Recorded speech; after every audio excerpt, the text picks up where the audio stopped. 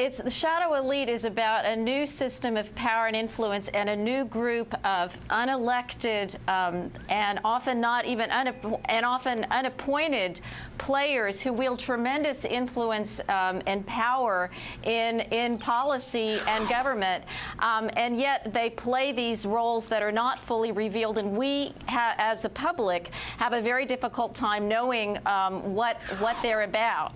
Doesn't that go exactly to the conversation I was just having with the mayor of San Francisco about the broken trust? And we could talk absolutely every issue in America. I could go energy, I can talk education, I'll do health care, whatever you want to talk about. I cannot see how you can get an American voter to believe you've got the best policy in the world. That's right. When the view on the process is what it is. That's right, because so many of today's power brokers, the top power brokers, are playing these not fully disclosed and multiple roles across business and think tanks and as government consultants and in the media, and we can't really know what they're up to. We would have to be as peripatetic and in as many places as they are to actually know what they're doing. I mean, think about Michael Chertoff, who was on the airwaves endlessly talking about the Christmas Day attempted bombing as an expert and recommending these full-body scanners as the all-purpose solution to airport security.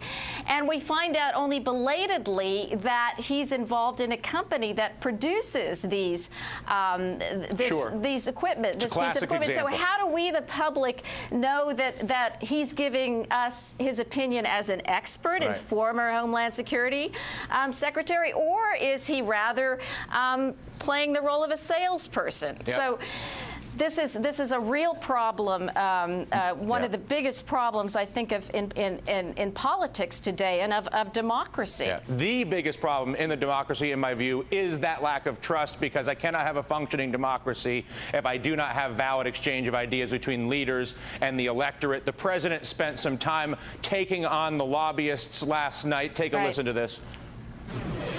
We have to take action on both ends of Pennsylvania Avenue to end the outsized influence of lobbyists, to do our work openly, to give our people the government they deserve.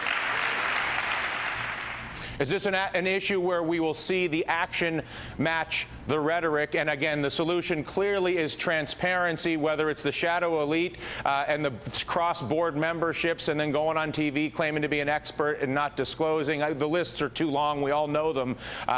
Your thoughts on whether real change will come to Washington when it comes to special interests? Well, here's the problem with for example, with the Supreme Court decision about campaign finance reform.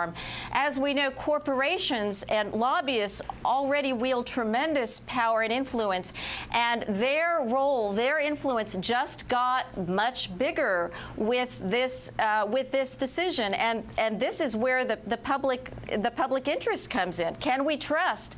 Can we trust in our government, which makes these kinds of decisions? I mean, already so much of government is done by private contractors.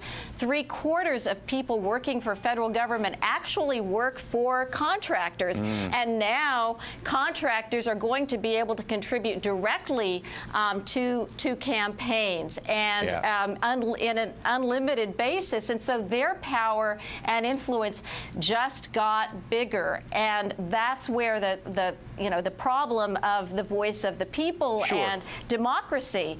Of course. Yeah, Janine, thank you so much. The only counter, transparency. Bad enough that they can give the money. If we can't see it, we don't stand a chance. We have to see everything, and then the voters, quite honestly, I think, will take matters into their own hands. I have more confidence in the American voter than I do almost anybody else in this country, Janine. Thank you so much. They just need to be well informed.